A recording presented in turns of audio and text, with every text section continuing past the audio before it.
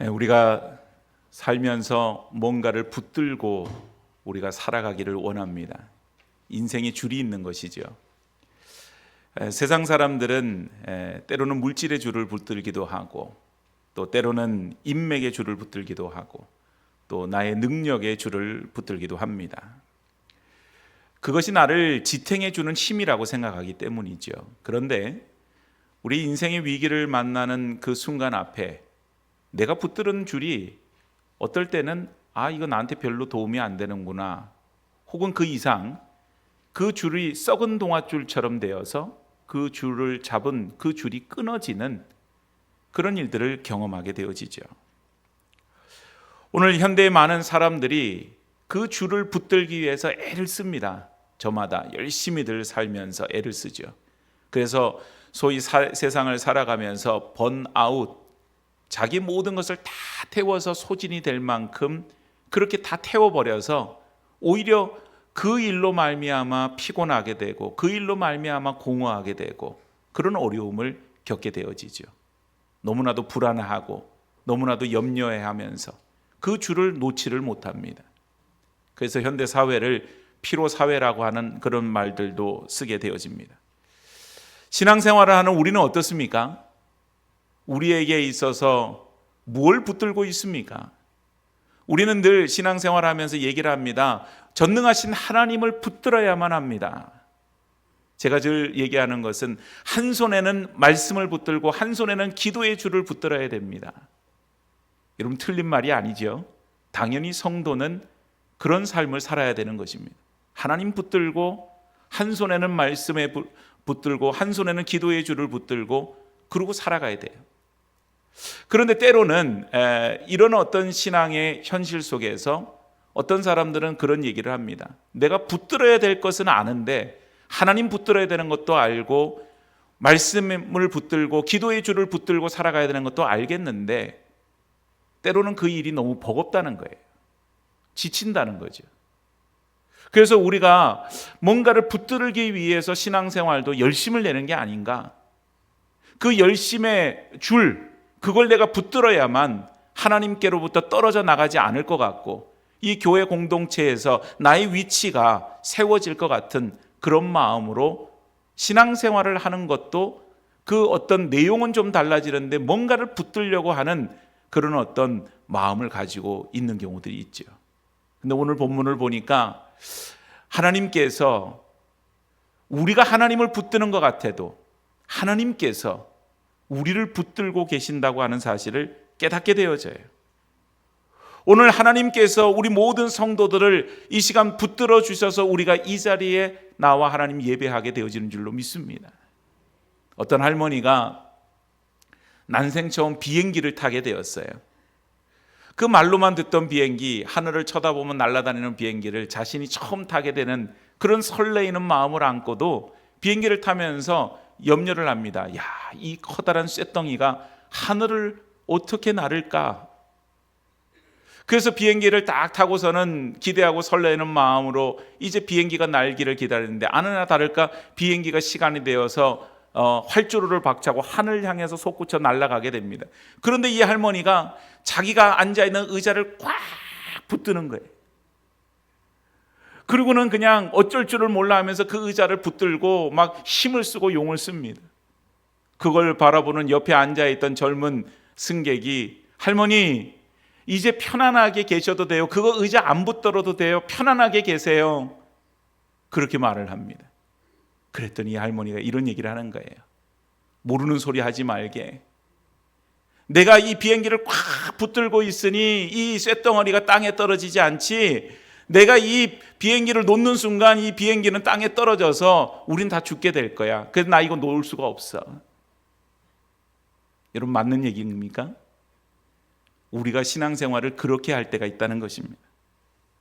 내가 힘을 주고 내 인생을 뭔가를 하여튼 내가 힘을 주고 있어야지 그게 유지가 될 것 같고 어려움이 없을 것 같아요.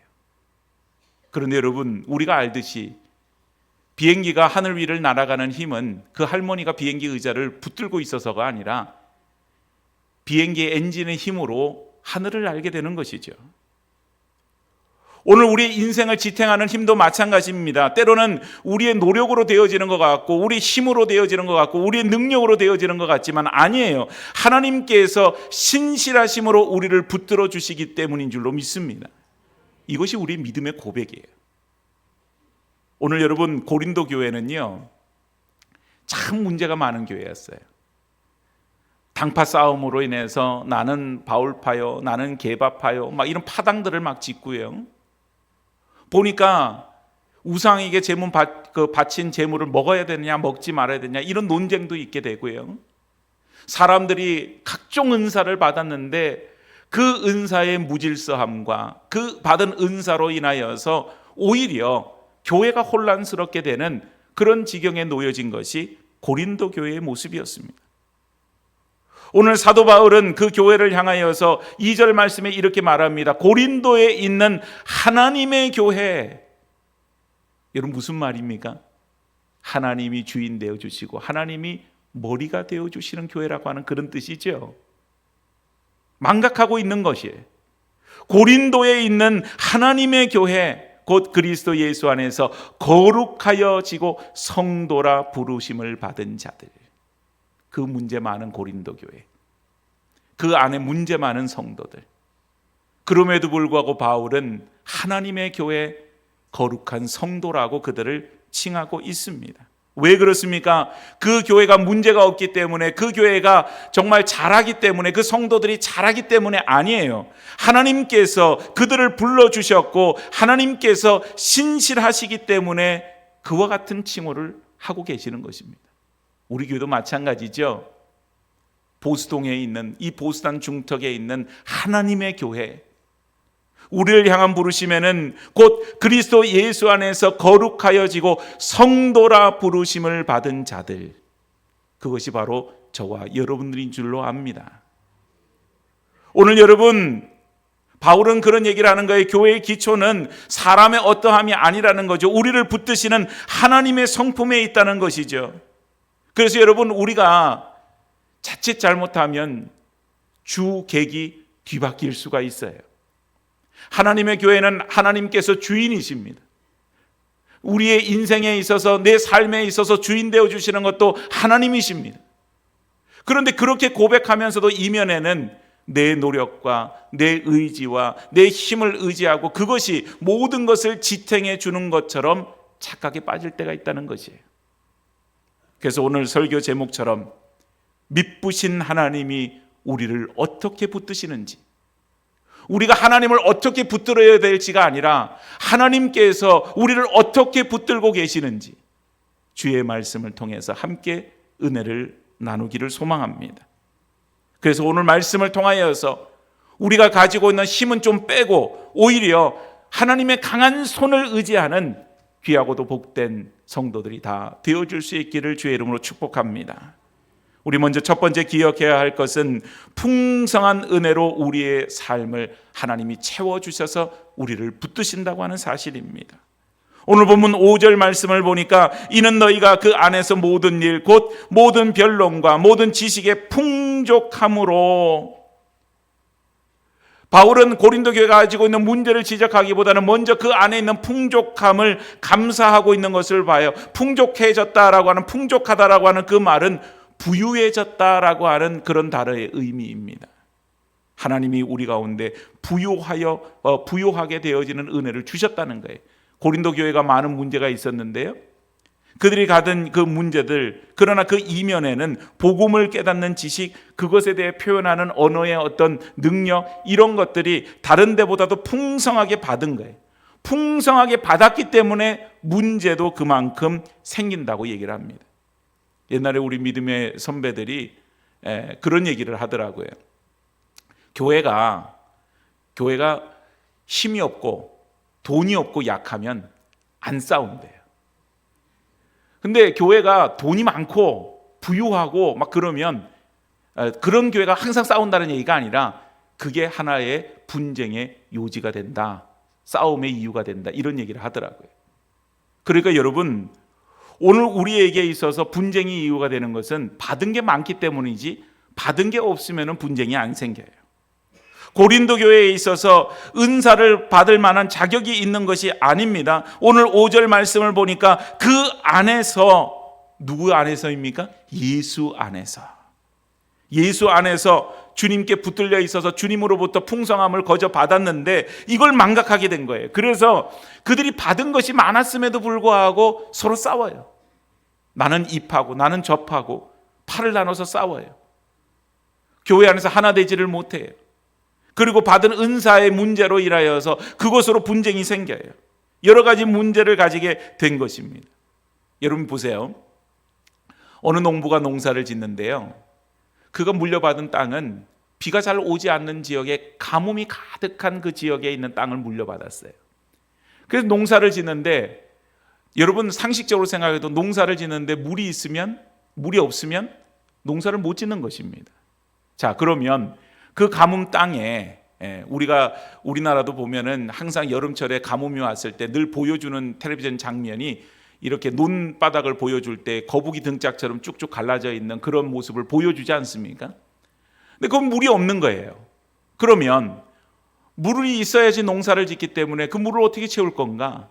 농부가 어느 날 바가지를 가지고 물을 담아서 계속 그 자기의 밭에다가 논에다가 그거를 채우기를 시작합니다. 농사 지을 수 있을까요? 그렇게 해갖고는 못 지어요. 근데 그 지역에서 대대손손 농사를 지을 수 있었던 이유는 바로 어딘가에 수원이 있기 때문이죠. 물의 근원이 있는 거예요. 그 위에 커다란 저수지가 있든지 댐이 있든지 뭔가 물이 있는 거예요. 그래서 댐이 때로는 가뭄이 있었을 때에 그 수문을 열게 되어집니다. 그러면 수문을 통하여서 물이 흘러내리게 되고 그것이 수로를 통하여서 그 많은 농경지에 물을 공급하게 되는 것이죠. 농부가 바가지로 물을 퍼서는 농사를 지을 수가 없지만 그 물의 근원으로부터 물이 흘러넘치게 되어지면 거기에는 가뭄 지역에도 불구하고 거기에는 물이 풍성한 거예요. 그래서 농사를 지을 수가 있게 되는 거죠. 사랑하는 여러분, 오늘 그와 같이 마찬가지입니다. 우리의 노력이나 우리의 수고를 통하여서 우리가 뭔가를 대단한 일을 함으로 인하여서 풍성해지는 게 아니라는 것입니다. 오히려 은혜의 근원이신 하나님으로부터 풍성한 은혜가 우리의 삶의 수로를 통하여서 우리의 인생의 메마름 속으로 흘러넘치게 되어질 때 우리 인생의 농사가 잘 되어질 수밖에 없다는 사실이에요. 그러니까 사람의 성패는, 그 인생의 성패는 누구에게 달려 있습니까? 하나님께 달려 있는 것입니다. 그런데 여러분, 오늘 우리가 그 가운데서 해야 될 일이 있어요. 물이 흘러서 우리 가운데로 오는데 때로는 시간이 지나니까 그 수로에 뭔가 이렇게 쓰레기가 쌓이더라는 거예요. 바람이 불어서 뭔가가 이렇게 떨어져서 이렇게 쌓이게 되고 흙이 모여가지고 쌓이게 되고 수로가 막혀지면 물 흐름이 끊어질 수밖에 없지요. 오늘 우리의 수로를, 은혜의 수로를 가로막고 있는 불신이나 염려나 근심이나 세상적인 부정적인 모든 그런 감정들, 불신의 덩어리들을 치워내는 것이 우리가 해야 될 일이라고 하는 사실이에요. 사랑하는 여러분, 사람들은 살아가면서 삶의 결핍을 느끼면서 그렇게 늘 이야기를 해요. 왜 나한테 이게 없을까? 나한테는 왜 이것이 부족할까? 오늘 여러분, 우리의 삶에 부족한 것이 있다면 그것은 은혜의 강물을 통해서 흘러 넘치는 하나님의 은혜의 물줄기를 뭔가가 막고 있기 때문에 우리 안에 은혜가 고갈된 것이지 은혜의 근원이 고갈되어진 게 아니라는 사실입니다. 그런데 우리는 늘 근시안적으로 눈앞에 있는 것만 봐요. 지금 메말라 있습니다. 지금 부족합니다. 오늘 여러분, 교회도 마찬가지 아닙니까? 세상에 어떤 교회가 완전한 교회가 있을까요? 어떤 교회들마다 비교하고 어떤 교회들마다 서로 부족함을 얘기하기를 시작합니다. 우리 교회는 시설이 부족하다고, 우리 교회는 인력 구성원들이 부족해서 일할 사람이 없다고, 우리 교회는 물질이 부족하다고, 교회들마다 아우성이에요. 부산 쪽에도 보면 대형 교회들이 몇 교회가 있습니다. 그런 대형 교회들인들 부족함이 없을까요? 아마도 다 부족하다고 생각할 것입니다. 그 말은 사람이 살아가는 교회든 삶의 자리든 어디든지 간에 우리에게는 부족하고 우리에게는 결핍의 자리가 있다라고 하는 사실이에요. 그런데 여러분, 그런 그 가운데에서도 우리가 바라봐야 될 것은 뭐예요? 우리 교회가 가지고 있는 아름다운 전통이에요. 우리 교회가 가지고 있는 성도들의 헌신이에요. 우리 교회 성도들이 가지고 있는 그 기도의 소리예요. 그것을 우리가 기억하게 될 때 우리는 부족하지만 하나님께서 그래도 우리 평강교회를 붙들어 주셔서 은혜의 강물이 끊어지지 아니하고 우리 성도들에게 흘러 넘치도록 하는 그런 놀라운 역사가 있게 됨을 우리는 고백할 수밖에 없는 것이죠. 사랑하는 여러분, 그래서 사람은 자기가 가지고 있는 능력이나 자원이나 그걸 의지해서는 안 되는 것입니다. 우리를 채워주시고 우리를 붙들어 주시는 그 하나님을 신뢰하고 그 하나님을 우리가 의지하고 그 하나님께서 나를 통하여서 채워주시는 그 놀라우신 그 사랑을 우리가 기억하게 될 때 오히려 우리의 삶에 풍성한 은혜를 경험하게 되어질 줄로 믿습니다. 사실은 한 번도 그 은혜의 물줄기는 그친 적이 없어요. 여러분, 이스라엘 백성들이 광야에서 만나와 메추라기를 먹었습니다. 그리고는 그 만나는 언제까지 먹었냐 하면 가나안 땅에 들어가서 그 땅의 소출을 먹을 때까지 그 만나를 먹었어요. 그 말은 그 땅의 소출을 먹자 만나가 끊어졌다는 말입니다. 그러면 여러분, 만나가 끊어지면 은혜가 끊어진 것입니까? 아니에요.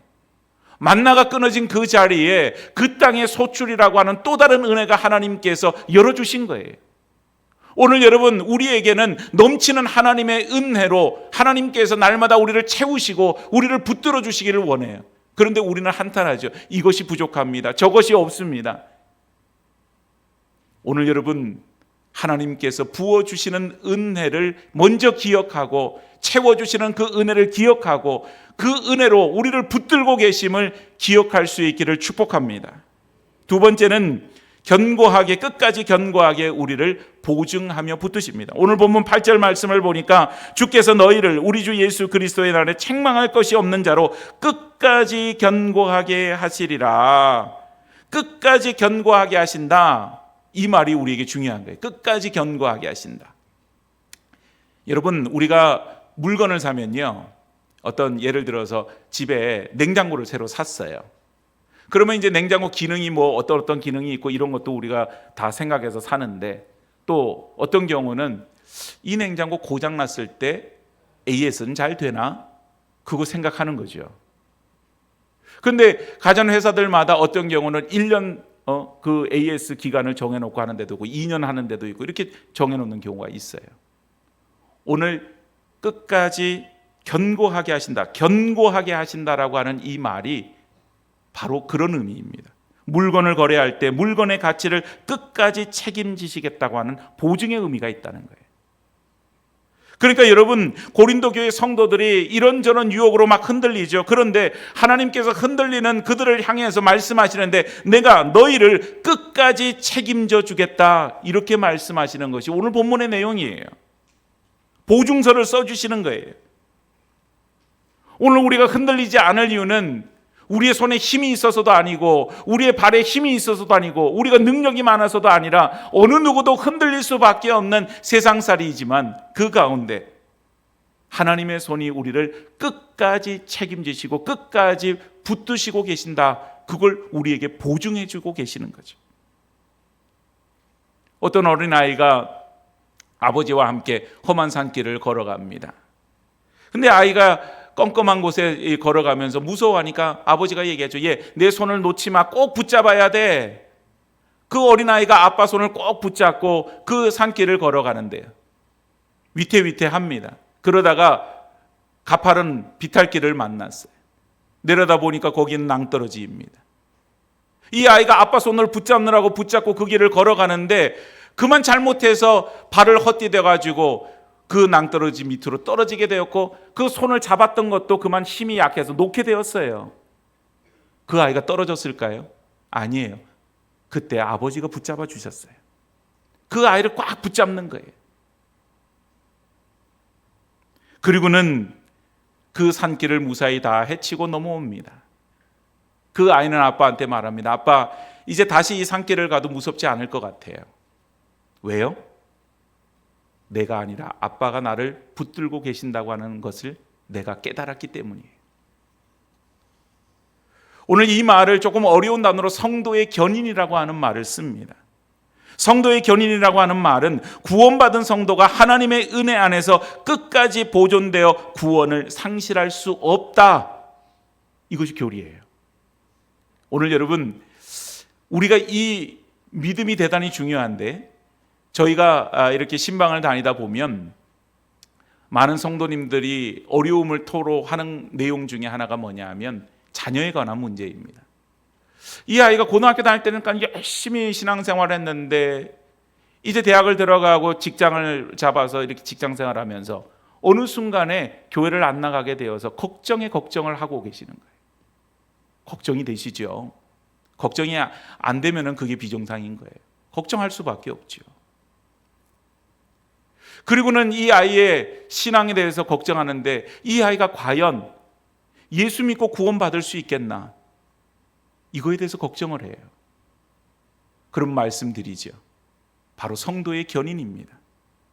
하나님께서 구원받은 성도로 부르심을 그 자를, 그 아들을, 그 딸을 그 은혜 가운데서 끝까지 보존하여서 그가 받았던 그 구원은 결코 상실되지 아니한다. 이것이 바로 성도의 견인의 교리예요. 오늘 우리가 붙드는 힘은 약하지만 하나님이 나를 붙드시는 손길은 결코 풀리지 않은 것입니다. 오늘 우리 인생은 풍랑이는 바닷속에 놓여져 있는 한 조각의 연약한 돛담배 같지만, 그래서 흔들릴 수밖에 없지만, 그래서 그 가운데에서 하나님이 어디 계신지, 하나님이 지금 뭘 하고 계시는지 커나큰 어려움 가운데 빠져 있습니다. 곤고함에 빠져 있어요. 누구나 다 그럴 수 있지 않겠습니까? 욥도 그랬거든요.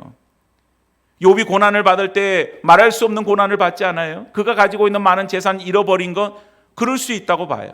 그것도 힘든 일이겠지만, 그런데 사랑하는 자녀들을 다 잃어버리게 되지 않습니다. 죽게 되어져요. 자기는 몸에 피부병이 나서 깨진 질그릇 조각으로 긁을 수밖에 없어요.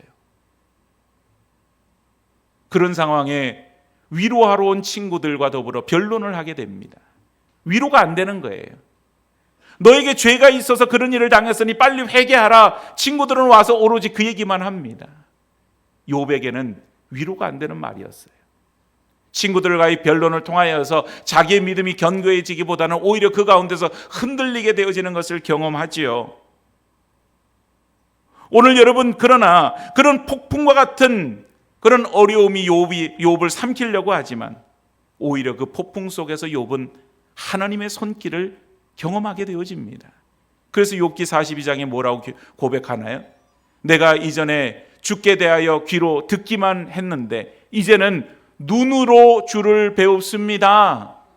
눈으로 주님을 지금 보게 되었습니다. 그 말은 주님, 내가 지금 이 고난 가운데 어려운 가운데에서도 주님을 내가 만나게 되었습니다. 주님만이 나를 붙들고 계시고 주님만이 내 인생의 주인이십니다라고 하는 사실을 다시 확인하고 고백하게 되었다는 사실이에요. 사랑하는 여러분, 오늘 우리는 구원받은 백성으로 세상을 살아가지만 구원받은 백성이라고 해서 세상에 어떤 풍파도 없고 어려움도 없고 그러고 살아갈 수 있느냐? 아닙니다.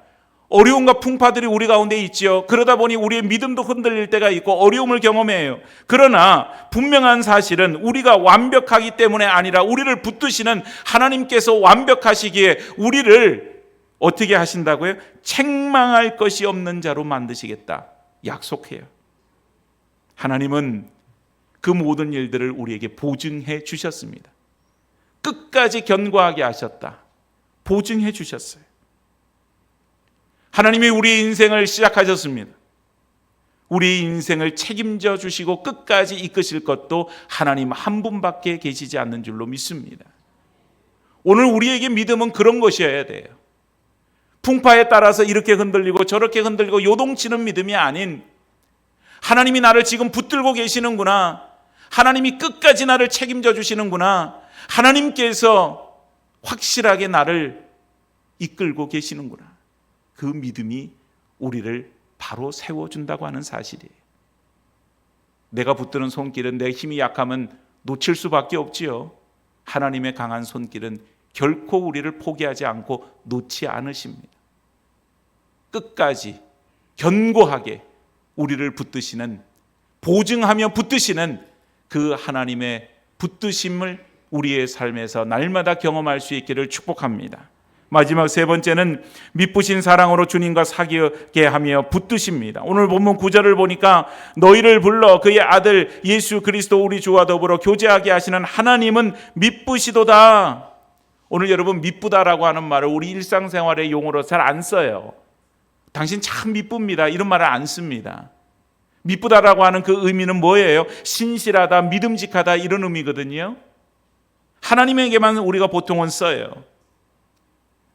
늘 신실하시고 늘 변함없으시고 늘 믿을 수 있는 우리 하나님께서 우리를 어떻게 불러주셨느냐? 오늘 본문처럼 너희를 불러 그의 아들 예수 그리스도 우리 주와 더불어 교제하게 하신다. 예수 그리스도와 교제하게 하도록 우리를 부르셨다는 거예요. 여러분, 고린도 교회의 문제는요, 뭐 당파를 짓고 은사의 문제도 있고 여러 가지 문제가 많았죠. 그런데 그 문제 이면에 있는 문제가 뭐냐? 사람의 일을 생각하느라고 하나님과의 교제를 놓쳐버린 거예요. 하나님과의 교제를 놓쳐버리기 때문에 그들의 당하는 여러 가지 어려움에 처하게 되었었어요. 오늘 주님은 바로 그 자리로 다시 초청하여 주십니다. 우리를 붙들어서 초청하셔서 그 자리에 우리를 두시기를 원하는 거예요. 여러분, 탕자를 보십시오. 탕자가 아버지의 품을 떠나서 허랑방탕한 삶을 살다가 다시 집으로 돌아올 때에 그 거리가 먼데도 아버지는 단번에 알아보지요. 그리고 그 아들을 위해서 잔치를 베풀어요. 뭐 때문에 그러셨을까요? 아버지가. 아들이 돌아와서 기뻤기 때문이겠죠. 그런데 아들이 왜 돌아온 것이 뭐가 그렇게 기뻤을까요? 와, 이제 이 아들이 집에 돌아와서 일손 하나가 늘었구나. 그런 마음이셨을까요? 아니면은 이 아들이 돌아와서 이제 내 짐을 좀 덜게 되었구나. 그런 마음이셨을까요? 오늘 탕자의 아버지가 바랬던 것은 바로 그 아들과 더불어서 식탁에 앉아 그 아들과 눈을 맞추고 함께 먹고 마시며 그 아들과 대화하고 교제하는 일이었을 것입니다. 사귐 자체가 목적이었다는 거예요. 오늘 여러분, 하나님이 우리를 붙드시는 이유도 마찬가지죠. 우리가 대단한 업적을 쌓아서 하나님 앞에 남기는 것이 중요한 것이 아니라 하나님은 우리와 교제하기를 원하십니다. 사랑의 대화를 나누기를 원하시는 거예요. 그래서 여러분, 신앙생활의 일도 중요하지만 하나님과의 관계를 친밀하게 하는 것이 훨씬 더 중요해요. 왜냐하면 하나님은 우리를 일꾼으로 부르신 것이 아니라 종으로 부르신 것이 아니라 우리를 하나님의 자녀로 부르셨고 하나님의 친구로 우리를 부르셨다 말씀하고 계시는 것입니다. 그래서 여러분, 오늘 우리의 삶에는 바로 그와 같은 하나님과의 깊은 교제가 날마다 있어야만 하지요. 하나님은 그걸 원하시는 거예요. 그 교제를 통하여서 내가 너를 얼마나 사랑하는지, 내가 너를 어떻게 붙들고 있는지 그것을 알려주기를 원하세요. 기도는요, 늘 말씀드리지만 내 요구를 관철시키는 수단이 아닙니다. 주님의 따뜻함을 느끼는 그런 교제의 시간이어야만 해요. 그렇기 때문에 우리가 주님과의 교제의 시간이 늘어나면 늘어날수록 하나님이 얼마나 미쁘신 분이신가 그걸 알게 되어져요. 그래서 절로 이런 찬송의 고백을 하게 되죠. 구주를 생각만 해도 내 마음이 좋거든. 주님 생각하니까 내 마음이 너무 좋은 거예요. 왜요? 그만큼 친밀한 관계가 유지가 되는 것입니다. 사랑하는 여러분, 우리는 한결같지 않아도 주님은 한결같이 우리를 사랑하십니다. 우리는 때로는 주님을 배반하지만 주님은 한결같이 우리를 믿어주십니다. 그것이 바로 하나님의 미쁘심입니다. 오늘 그런 친밀함이 우리 안에 회복되어져야만 해요. 요한계시록 3장 20절에 보면 주님께서 우리에게 원하시는 것이 있어요. 볼지어다 내가 문 밖에 서서 두드리노니 누구든지 내 음성을 듣고 문을 열면 내가 그에게로 들어가 그와 더불어 먹고 그는 나와 더불어 먹으리라. 주님이 문을 두드리세요. 그런데 우리는 바빠요. 잠깐만요. 그리고는 어지러웠던 집을 치우기를 바쁘고 음식을 장만해서 뭘 하기를 바쁘고 뭔가를 바쁜 거예요. 그동안에 주님은 어디에 계십니까? 문 밖에 서 계시는 거예요. 우리가 먼저 해야 될 일은 문을 열고 주님을 안으로 맞아들이는 일일 것입니다. 먼저 해야 될 일은 주님과 교제하는 일입니다. 그래서 성도는 여러분, 우리가 어떤 많은 일들을 하는 것이 성도의 자리가 아닌 제일 먼저 기도의 자리, 말씀의 자리, 그 자리로부터 주님과 가까이 하는 것이 우리의 신앙의 본질이어야 돼요.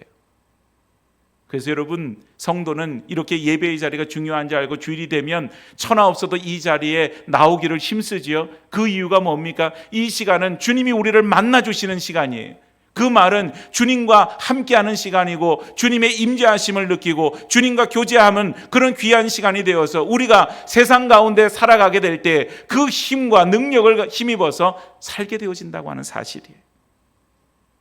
주님이 바라는 소원, 문을 좀 열어주렴. 그러면 내가 너에게 들어가 내가 너와 더불어 먹고 너는 나와 더불어 먹으리라. 그것이 주님의 바라시는 바예요. 사랑하는 여러분, 우리의 주도권이 여전히 우리에게 있음을 보게 되어집니다.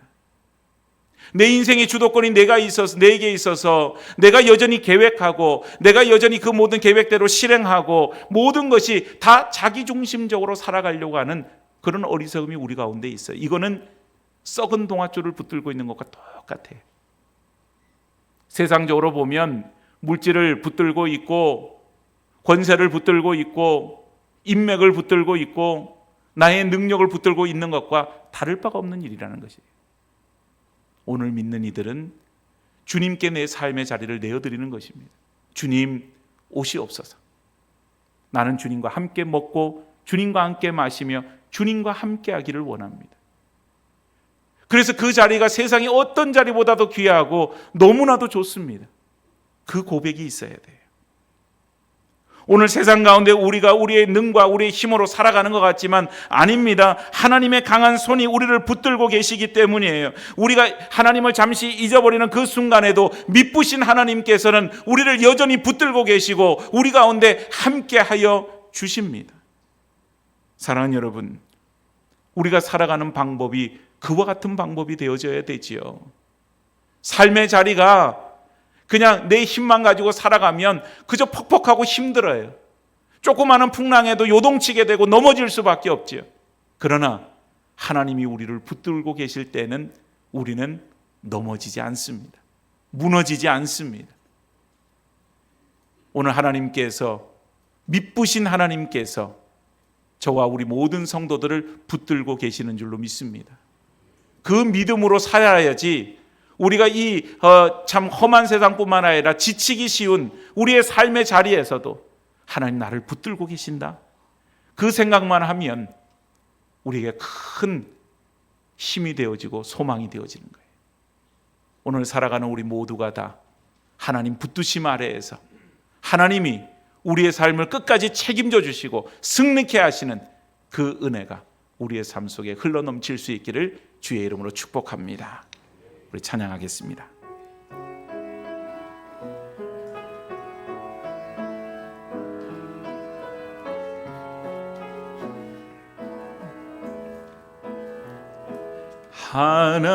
하나님은 너를 지키시는 자, 너의 우편에 그늘 되시니 낮의 해와 밤의 달도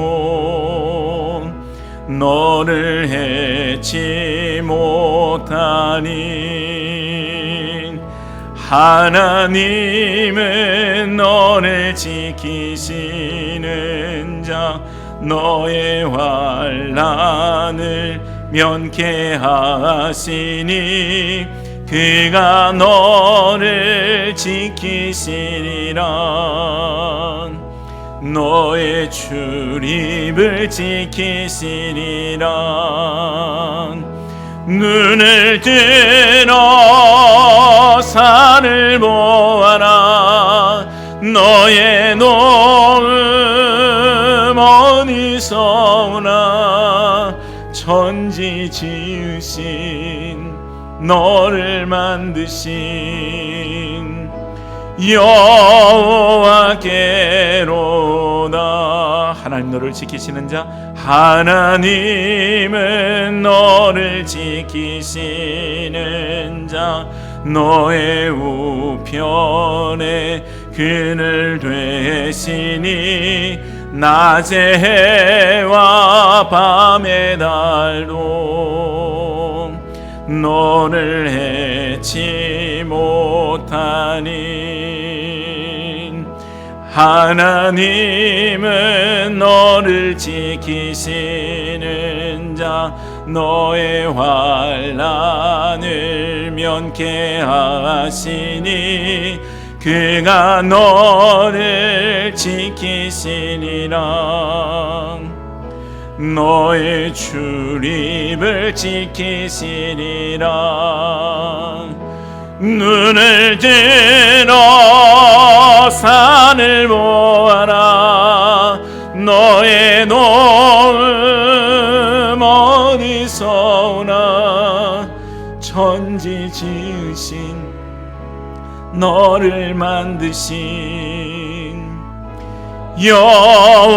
여호와께로. 눈을 들어 산을 보아라. 눈을 들어 산을 보아라. 너의 도움 어디서 오나. 천지 지으신 너를 만드신 여호와께로다. 아멘. 하나님이 우리를 지키시는 분이십니다. 우리가 하나님을 지키는 것도 또 우리가 내 삶을 지탱해 주는 것도 아닙니다. 하나님이 우리를 지켜주시고 하나님이 붙드셔서 우리가 여기까지 왔습니다. 우리의 삶을 다시 한번 돌이켜보며 생각합시다. 내 삶의 주인은 누구인가? 나를 붙드시는 것이 하나님이신데 그 은혜의 손길을 우리가 뿌리치고는 세상에 썩은 동아줄 잡으려고 아둥바둥하며 살아가고 있지는 않는가? 우리가 하나님 앞에 다시금 우리를 붙드시는 하나님 앞에 우리의 삶을 맡겨드리고 한 주간 동안 하나님 붙드신 믿부신 하나님 앞에 살아가는 믿음의 삶의 여정이 되어지기를 소망하며 합심해서 같이 결단하며 기도하도록 하겠습니다. 함께 같이 기도하겠습니다. 자비로우신 아버지 하나님, 은혜와 사랑을 감사드립니다. 아버지 하나님, 이 험한 세상을 살아갈 때 때로는 우리가 흔들리고 어려울 때가 있습니다. 그런 가운데에서도 하나님 붙드심 아래 우리가 살아가기를 소망합니다. 하나님, 걸음걸음 여정마다 주님 동행하시고 인도하여 주실 때 하나님이 우리의 삶의 주인 되으심을 우리가 놓지 않게 하여 주옵시고, 하나님이 내 삶의 주인 되어 주시고 인도자 되어 주셔서 하나님 우리가 살아가는 모든 시간들 속에서 오직 하나님이 붙드시고 하나님께서 끝까지 우리를 지탱하여 주시는 그 은혜 속에 날마다 살아가는, 그래서 아버지 하나님, 내 삶의 주인은 하나님밖에 없으시고 나를 도와주실 분도 하나님밖에 계시지 않음을 기억하며 고백하며 살아가는 믿음의 여정이 되어 줄 수 있도록 축복하여 주시옵소서. 우리의 삶을 주님께 맡겨드리오니 주님 주관하시고 인도하여 주시옵소서. 거룩하신 하나님, 우리의 삶이 요동을 칩니다.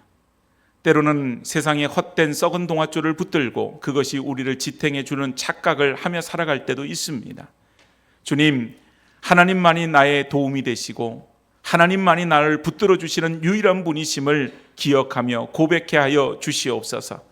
우리를 붙드시고 우리를 지켜주실 때 끝까지 우리를 지켜주시는 하나님의 그 은혜 속에서 하루하루 매일매일을 살아감으로 하나님, 세상 가운데 어떤 일을 만나도 낙심하거나 두려워하지 아니하고 나를 지키시고 도와주시는 하나님을 의지하며 믿음으로 승리하는 주의 백성들 되어질 수 있도록 크신 은혜로 인도하여 주시옵소서. 선하신 주님께 우리의 삶을 온전히 맡겨드리며 예수님 거룩하신 이름 받들어 기도드리옵나이다. 아멘.